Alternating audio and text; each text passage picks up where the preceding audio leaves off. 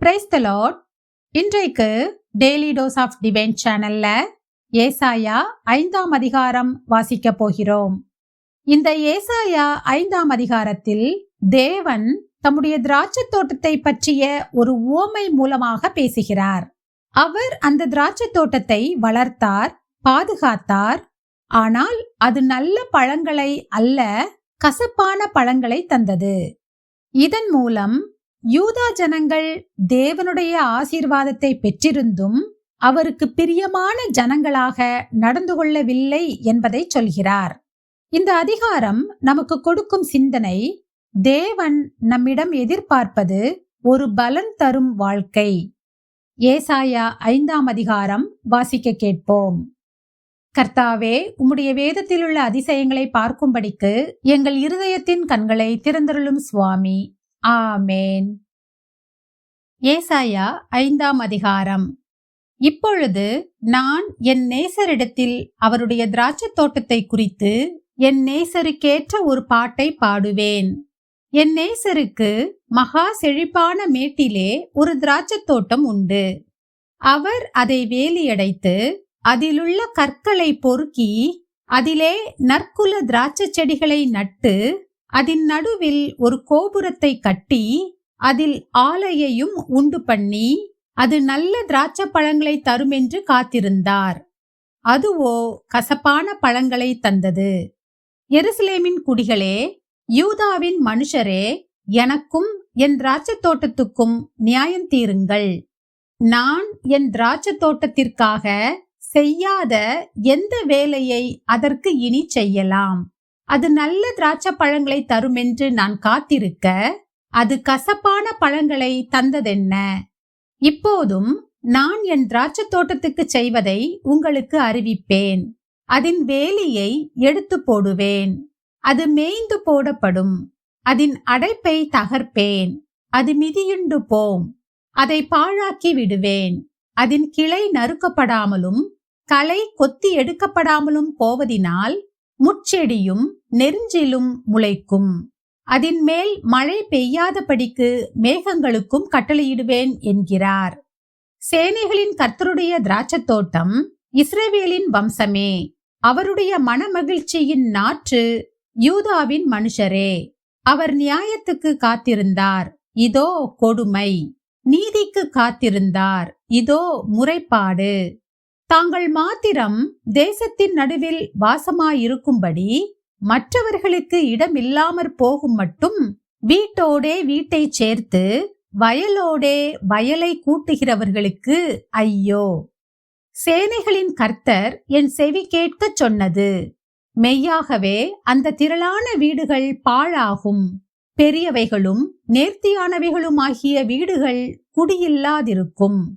10 ஏர் நிலமாகிய திராட்சை தோட்டம் ஒரே படி ரசம் தரும். ஒரு கல விதை ஒரு குறுணி விளையும். சாராயத்தை நாடி அதிகாலமே எழுந்து மதுபானம் தங்களை சூடாக்கும்படி தரித்திருந்து இருட்டி போகும் அளவும் குடித்து கொண்டே இருக்கிறவர்களுக்கு ஐயோ. அவர்கள் சுரமண்டலத்தையும் தம்புருவையும் மேளத்தையும் நாகசுரத்தையும் மதுபானத்தையும் வைத்து விருந்து கொண்டாடுகிறார்கள். ஆனாலும் கர்த்தரின் கிரியையை நோக்குகிறதுமில்லை, அவர் கரத்தின் செய்கையை சிந்திக்கிறதும் இல்லை. என் ஜனங்கள் அறிவில்லாமையினால் சிறைப்பட்டு போகிறார்கள். அவர்களில் கனமுள்ளவர்கள் பட்டினியினால் தொய்ந்து போகிறார்கள். அவர்களுடைய திரளான கூட்டத்தார் தாகத்தால் நாவறண்டு போகிறார்கள். அதிநிமித்தம் பாதாளம் தன்னை விரிவாக்கி தன் வாயை ஆவென்று மட்டில்லாமல் திறந்தது. அவர்கள் மகிமையும் அவர்கள் திரள் கூட்டமும் அவர்கள் ஆடம்பரமும் அவர்களில் களி கூறுகிறவர்களும் அதற்குள் இறங்கி போவார்கள். சிறியவன் தாழ்த்தப்படுவான், பெரியவனும் தாழ்ச்சி அடைவான். மேட்டிமையானவர்களின் கண்கள் தாழ்ந்து போம். சேனைகளின் கர்த்தர் நியாய தீர்ப்பினால் உயர்ந்து பரிசுத்தமுள்ள தேவன் நீதியினால் பரிசுத்தராய் விளங்குவார். அப்பொழுது ஆட்டுக்குட்டிகள் கண்டவிடமெல்லாம் மேயும். கொழுத்தவர்களுடையதாயிருந்து பாழாய் போன நிலங்களை பரதேசிகள் அனுபவிப்பார்கள். மாயையின் கயிறுகளால் அக்கிரமத்தையும் வண்டியின் வடங்களால் பாவத்தையும் இழுத்து கொண்டு வந்து நாம் பார்க்கும்படி அவர் தீவிரித்து தமது கிரியையை சீக்கிரமாய் நடப்பிக்கட்டும் என்றும், இஸ்ரவேலின் பரிசுத்தருடைய ஆலோசனையை நாம் அறியும்படி அது சமீபித்து வரட்டும் என்றும் சொல்லுகிறவர்களுக்கு ஐயோ. தீமையை நன்மை என்றும் நன்மையை தீமை என்றும் சொல்லி இருளை வெளிச்சமும் வெளிச்சத்தை இருளுமாக பாவித்து கசப்பை தித்திப்பும் தித்திப்பை கசப்பும் என்று சாதிக்கிறவர்களுக்கு ஐயோ. தங்கள் பார்வைக்கு ஞானிகளும் தங்கள் எண்ணத்துக்கு புத்திமான்களுமாயிருக்கிறவர்களுக்கு ஐயோ. சாராயத்தை குடிக்க வீரரும் மதுவை கலந்து வைக்க பராக்கிரமசாலிகளுமாயிருந்து பரிதானத்திற்காக குற்றவாளியை நீதிமானாக தீர்த்து நீதிமானின் நியாயத்தை அவனுக்கு விரோதமாய் புரட்டுகிறவர்களுக்கு ஐயோ.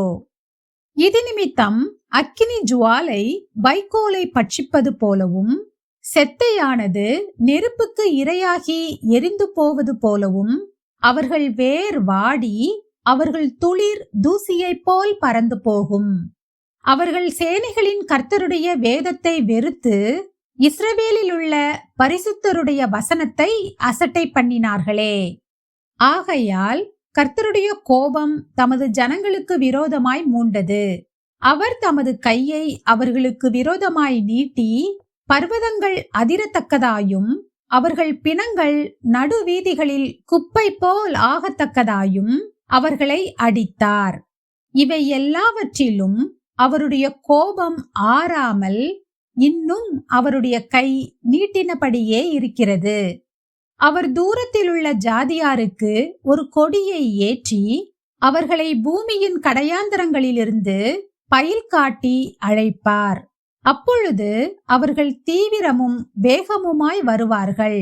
அவர்களில் விடாய்த்தவனும் இடறுகிறவனும் இல்லை, தூங்குகிறவனும் உறங்குகிறவனும் இல்லை. அவர்களில் ஒருவனுடைய இடுப்பின் கச்சை அவிழ்வதும் பாதரட்சைகளின் வார் அருந்து போவதும் இல்லை. அவர்கள் அம்புகள் கூர்மையும் அவர்கள் வில்லுகள் எல்லாம் நாணேற்றினவைகளும் அவர்கள் குதிரைகளின் குளம்புகள் கற்பாறையாக எண்ணப்பட்டவைகளும் அவர்கள் உருளைகள் சுழல் காற்றுக்கு ஒத்தவைகளுமாயிருக்கும். அவர்கள் கெர்ச்சிப்பு சிங்கத்தின் கெர்ச்சிப்பு போல் இருக்கிறது. பால சிங்கங்களைப் போல கெர்ச்சித்து உருமி இரையை பிடித்து தப்புவிக்கிறவன் இல்லாமல் அதை எடுத்துக்கொண்டு போய்விடுவார்கள். அந்நாளில் சமுத்திரம் இறைவது போல் அவர்களுக்கு விரோதமாய் இறைவார்கள். அப்பொழுது தேசத்தை பார்த்தால் இதோ அந்தகாரமும் வியாகுலமும் உண்டு. அதின் மேகங்களினால் வெளிச்சம் இருண்டு போம். என் வாழ்க்கை தேவனுக்கு நல்ல பலனை தருகிறதா? நாம் ஜெபிப்போம். அன்பின் பரலோக பிதாவே, இந்த அருமையான காலை வேளையை தந்ததற்காக உமக்கு நன்றி ஏசப்பா. எங்களுடைய ஆயுசு நாட்களில் ஒரு நாளை கூட்டி சேர்த்த தயவுக்காக உமக்கு நன்றி ஏசப்பா. இன்றைக்கும் நாங்கள் வாசிக்க கேட்டபடி எங்கள் வாழ்க்கையை உமக்கு பலன் தரும் வாழ்க்கையாக எங்களுக்கு மாற்றித்தர வேண்டுமாறு ஜெபிக்கிறேன் அப்பா. நாங்கள் உம்மிடமிருந்து பெற்ற ஆசீர்வாதத்தை சரியான வழியில் பயன்படுத்த எங்களுக்கு உதவி செய்யும். எல்லா காரியங்களையும் நீங்க பொறுப்படுத்திக் கொள்ளுங்க, வழி நடத்துங்க, ஆசீர்வதிங்க. இயேசுவின் மூலம் ஜெபம் கேளும் எங்கள் ஜீவனுள்ள நல்ல பிதாவே. ஆமேன், ஆமேன். நாம் அடுத்த நாள் வேத வாசிப்பில் சந்திப்போம். God bless you.